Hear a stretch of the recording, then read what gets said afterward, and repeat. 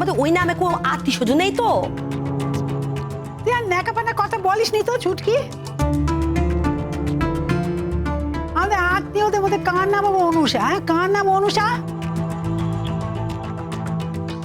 ওই নামে কাউকে চিনি নে, কোথেকে আত্মীয় গজে উঠবে রে?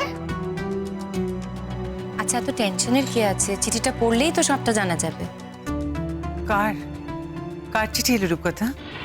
জানি না মেজমা, আমি অনুসয়া দেবী বলে কেউ একজন মেজমামুর নামে চিঠিটা পাঠিয়েছেন। মেজমামু পারমিশন দিয়েছেন, তাই আমি এখন খুলে দেখব কি আছে চিঠিটাতে। এই তো কুরিয়ারের চিঠিটা এলো, আমি সই করে নিলাম। ও মা, চিঠি এসছে? কার চিঠি গো? নতুন দি বলো না। মিঠু একটু ধৈর্য ধরো, এক্ষুনি খুললে সবটা বোঝা যাবে। চিঠি আমি এলাম। হ্যাঁ টুবলু,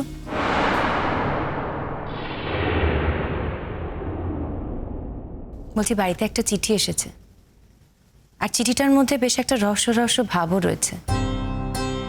মেজমামু বলছে যে চিঠিটা যে লিখেছে সে কে মেজমামু চিনতে পারছে না। তো তুমি কি জানতে চাও না চিঠিটাতে কি লেখা আছে? রিহার্সালেই তো যাচ্ছ, যাওয়ার আগে না হয় একবার শুনে যেতে।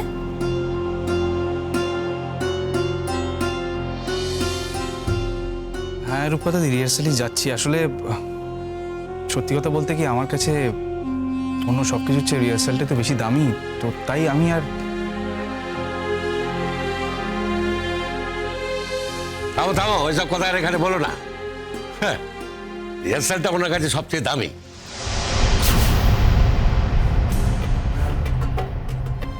হ্যাঁ ঠিকই তো, বেকার বাউন্ডুলে হয়ে ফ্যাপা করে ঘুরে বেড়ালে তাকে তো রিহার্সালকেই বেশি দাম দিতে হবে না?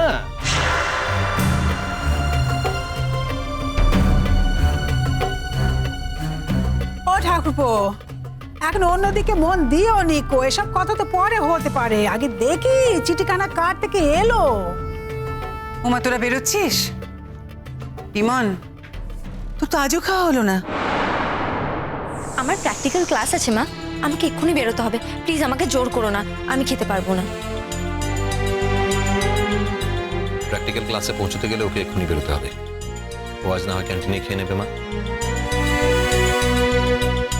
কি আশ্চর্য, রোজ রোজ এরকম না খেয়ে গেলে আমার তো একেবারে ভালো লাগে না, আমার ভীষণ গায়ে লাগে রনম। আমি ওকে এতবার বলেছি যে তুই অন্তত এই সংসারে কাজকর্ম সেরে 8 ঘন্টা আগে ওপরে ওঠ। ও কিছুতেই সময় পায় না জানিস। আমি কি করব বলো তো মা? আমাকে সেই কোন সকালে উঠতে হয় বলো তো? ভোর 5টার সময় উঠি, তারপর উঠে পড়াশোনা করতে হয়, তারপর আবার নিচে নেমে তো আমাকে রান্নাঘরের কাজকর্মগুলো করতেই হবে। তারপর স্নান করা, রেডি হওয়া। সময় কোথায় থাকে মা বলো তো? আমি কি করব?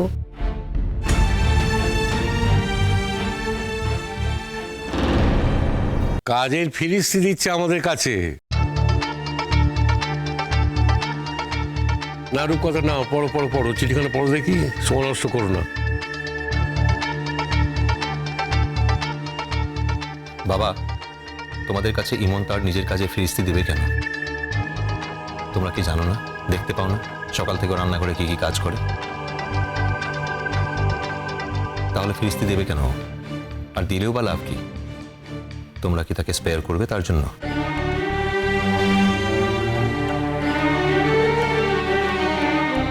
কি হয়েছে বলো দেখি? খেয়াল করে দেখেছি সবসময় তুমি মেয়েটার হয়ে কথা কও।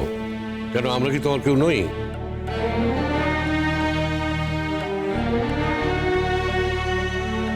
বাবা, আমি সবসময় সত্যি কথা বলি এবং নিরপেক্ষভাবে বলি। কারো পক্ষ নিয়ে আমি কোনো কথা বলি না।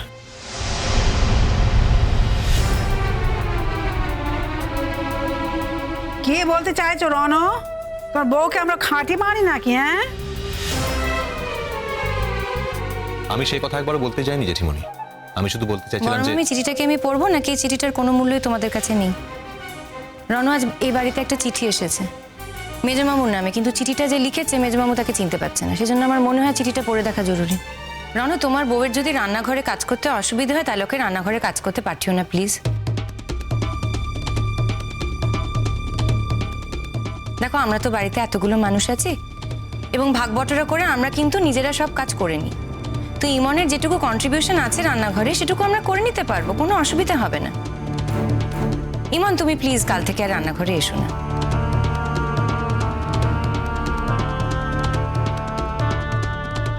দেখো সকলের সামনে কথাটা হলো, সেজন্য আমি কথাটা না বলে পারলাম না, চুপ করে থাকতে পারলাম না।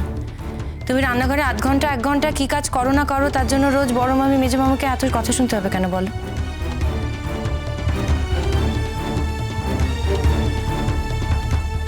ঠিক কথা, তুমি একদম নির্দোষ কথা বলেছো, রূপকথা।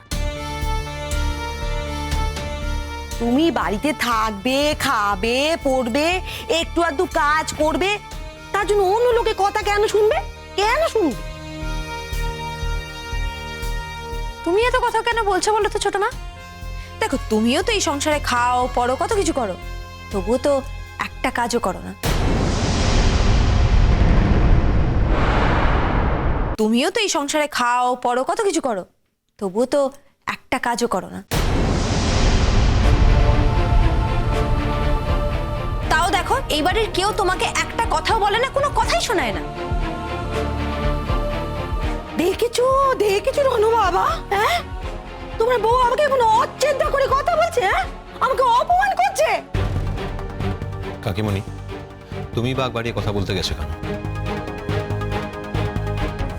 যদি রান্নাঘরের আগুন তাতে তোমার মাথা ধরে, তাহলে যে কারো সেটা হতে পারে। মাও তো রান্না করে কাজ করে, তারও তো কোনো না কোনোদিন মাথা ধরতে পারে। তা বলে কি মা কোনোদিন রান্নাঘরের কাজ থেকে ছুটি পেয়েছে?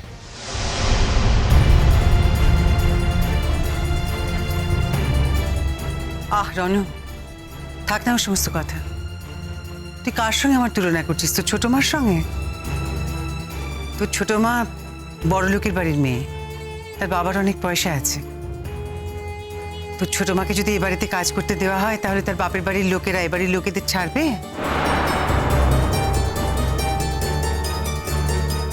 আমার হয়ে কবে কে কি বলার ছিল বল? আর এখনই বা কি আছে? আমাকে তো কাজ করতেই হবে বাবা। তাছাড়া আমার বাবার তো পয়সা কড়িও নেই, আমি দেখতেও ভালো না, আমি কালো গরিবের মেয়ে। আমি কাজ করব না তো কে করবে রনু? ওভাবে বলিস না।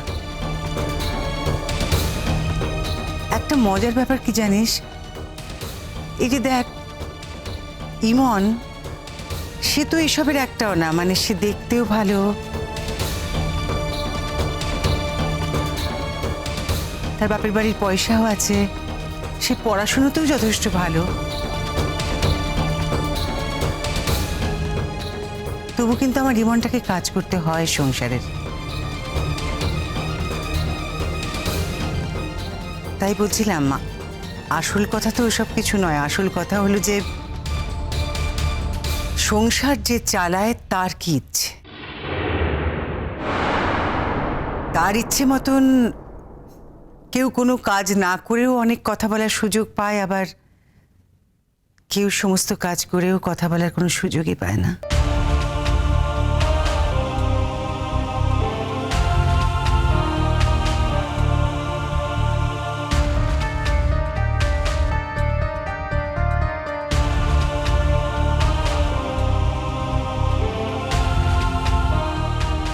কথাখানা তুই আমাকে বললি, তাই না? আর মেজ কি আমি দেখছি দিন দিন তোর মুখ বেড়েই যাচ্ছে, বেড়েই যাচ্ছে। মুখে মোটে কোনো আগল দিতে পারছিস নে তুই। আরে বউটান, তুমি ওর কথা শোনো কেন বলো দেখি? হ্যাঁ, তোমারও দোষ আছে। আমি বলেছি না যে আমি ওকে ধর্তব্যের মধ্যেই রাখি না? তুমি যে মাকে কখনো ধর্তব্যের মধ্যে ফেলো না, আর সে কথাটা ফলাও করে আজ সবার সামনে পাবলিকলি বলছো, তোমার কি মনে হয় সেটা খুব ঠিক কথা বলছো? জানো তো বাবা, এই বাড়ির অনেকে আছে যারা তোমাকেও না ধর্তব্যের মধ্যেই ফেলে না। যেমন তুমি আমার মাকে ফেলো না, আমাকে ফেলো না, ঠিক তেমন মা তো ফেলেই না, আর আমিও তোমাকে ধর্তব্যের মধ্যে ফেলি না। তাতে তুমি যা ইচ্ছা বলো, যা ইচ্ছা বোঝানোর চেষ্টা করো না কেন, তাতে আমাদের কিচ্ছু যায় আসে না। আমি আবার সবার সামনে দাঁড়িয়ে বলতে পারি, হ্যাঁ বাবা, আমি তোমাকে আর তোমাদের সবাইকে ধর্তব্যের মধ্যে ফেলি না।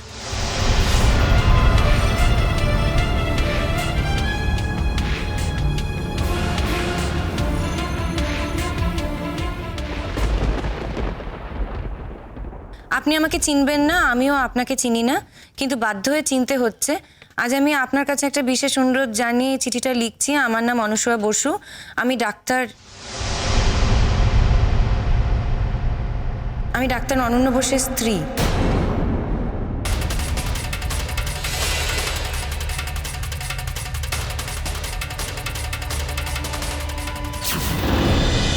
কুসুম দোলা কুসুম